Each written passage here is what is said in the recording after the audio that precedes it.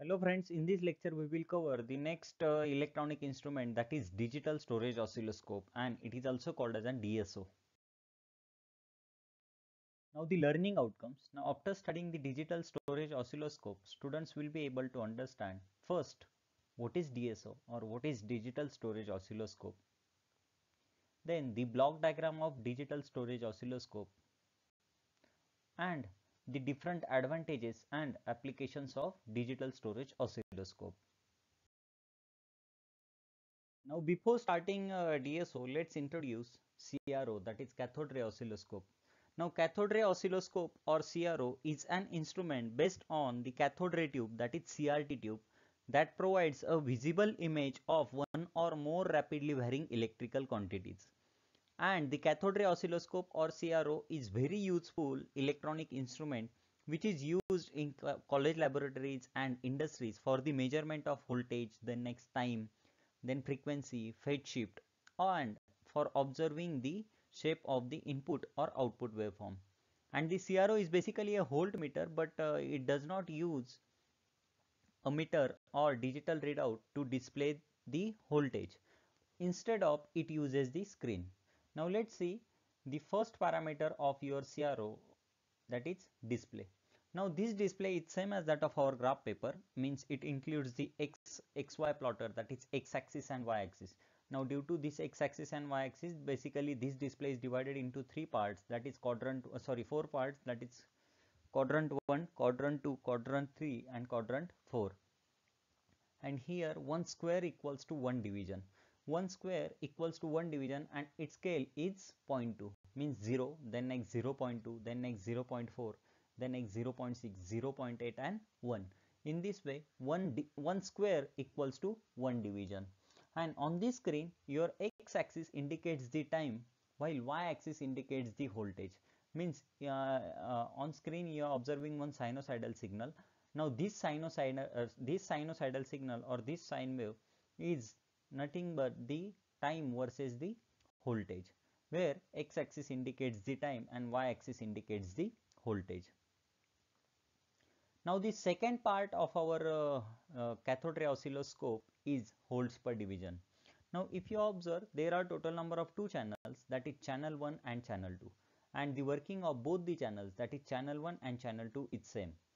And here one more knob is added, that is volts per division. Now by varying this knob, that is volts per division, you can change the amplitude of the waveform without changing the time. Means time will be constant but only amplitude will change by varying this knob. But this amplitude will change according to the scale.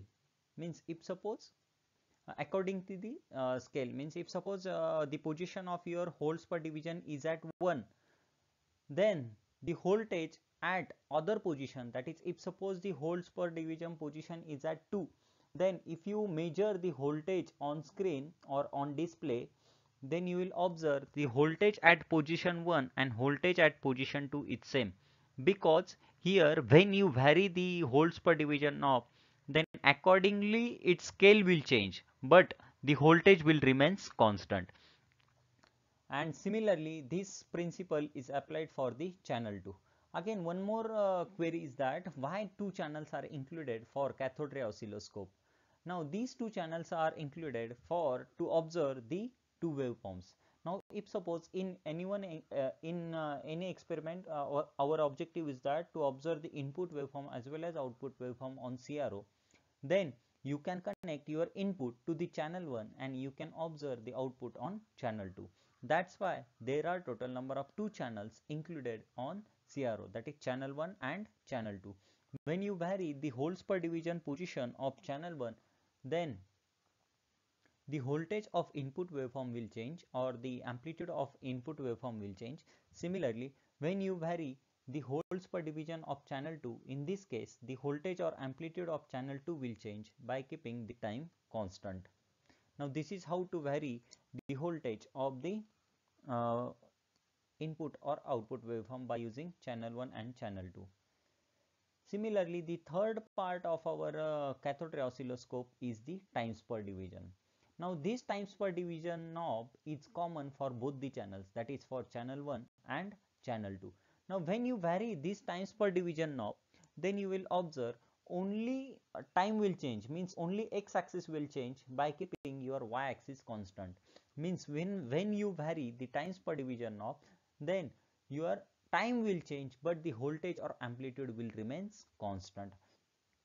And this knob is common for both the channels, that is for channel 1 and channel 2. But if you observe for holds per division, it is separate, means for holds per division knob for channel 1 is separate, similarly the holds per division knob for channel 2 is separate, but the times per division knob is common for both the channels. Similarly, the next part of our CRO, that is cathode ray oscilloscope, is the intensity and focus. Now these two knobs are there to vary the intensity of waveform and to vary or to change the focus of the waveform. Similarly, one more point is there, that is trace rotation. Now what is trace rotation? If you want to rotate your waveform, then you can use this trace rotation knob.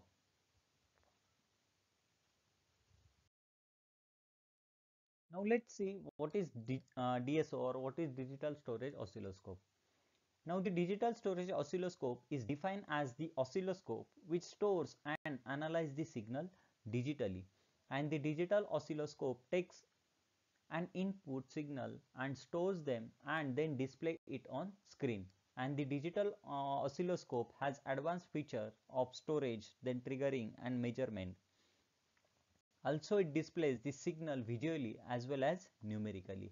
Now that is the difference between the CRO, that is cathode ray oscilloscope, and digital storage oscilloscope, that is DSO.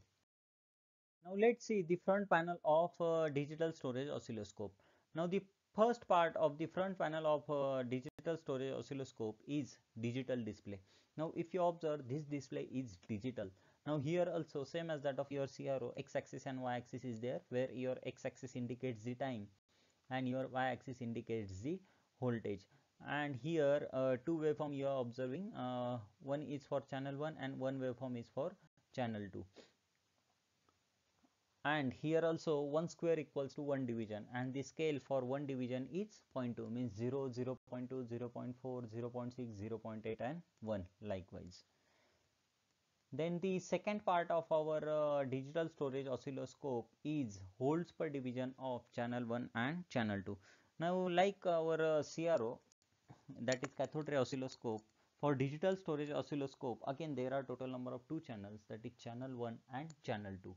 And here by using this knob you can vary the holds per division or voltage of the input or output waveform by varying this knob, by keeping the time constant. Now when you vary this knob, now in this condition only amplitude or voltage will change, but the time will remains constant. Again here why two channels are used? Because if suppose in any one experiment we want to observe the input waveform as well as output waveform, in that case we will connect both the channels to the input and output, then we will get the input as well as output waveform. Then the third part is the horizontal. Now what is horizontal? Now horizontal is nothing but the times per division. Now by varying this knob you can change the time of waveform by keeping the voltage or amplitude constant of both the channels. Means again for DSO also the times per division knob is common for both the channels, for channel 1 as well as channel 2. Means when you will vary the times per division knob, then the time of both the channels will change, that is channel 1 and channel 2. And the last part of our digital storage oscilloscope that differs from your CRO, that is cathode ray oscilloscope, that is USB. Now why USB? Because your digital storage oscilloscope stores the data, and if you want to get that data in your pen drive or in your storage device, then you can use this USB knob. You just connect your USB to this DSO, then you will get your data in your storage device. Now this is how to store the data in your storage device from your digital storage oscilloscope. Now which are the different types of DSOs? Now first type of DSO is the processing type. Now the processing type DSO has the inbuilt processing power, and second type of DSO is the non-processing type. The non-processing type can only display the stored waveform. That is the main difference between processing type and non-processing type of DSO. And both the types of DSOs, that is processing as well as non-processing, stores the waveform in digital form in digital memory. Now let's see the block diagram of digital storage oscilloscope. As we know, the function of digital storage oscilloscope is the waveform is to be stored digitized, then the stored in digital memory and retrieved for the display on the screen. And as long as the power is supplied to the memory, the stored waveform can be displayed indefinitely, and the digitized waveform can be further analyzed by the oscilloscope.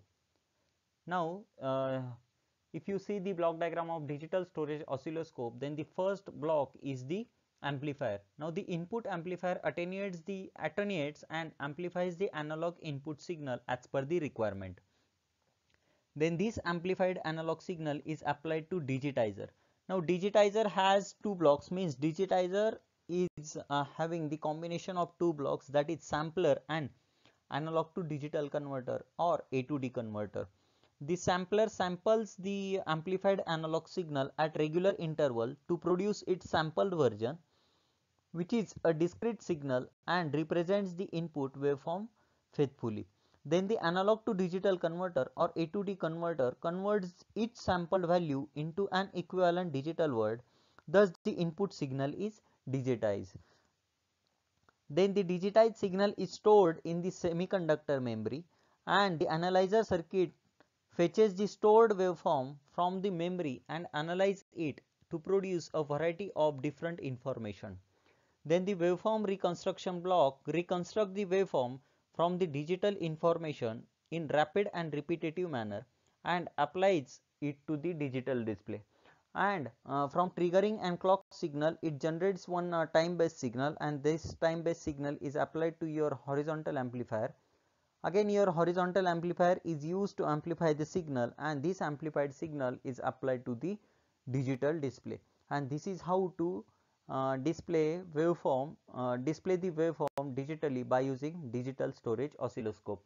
Means in the block diagram of your digital storage oscilloscope, the digitizer block and the digital memory is very important, because by using digitizer you can convert your analog signal into sampler, and that sampled version of your input signal you can convert it into the digital signal by using your analog to digital converter, and same signal you can store in the digital memory.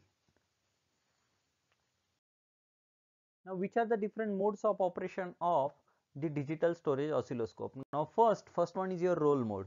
Now this mode is used to display very fast varying signal clearly on the screen, and in this mode the input signal is not triggered at all and the stored signal is rolled slowly from right to left. So this mode is called as an roll mode. Then the second mode is the store or refresh mode, and in this mode the input initiates the trigger circuit, and in this mode the digital data is transferred to the memory.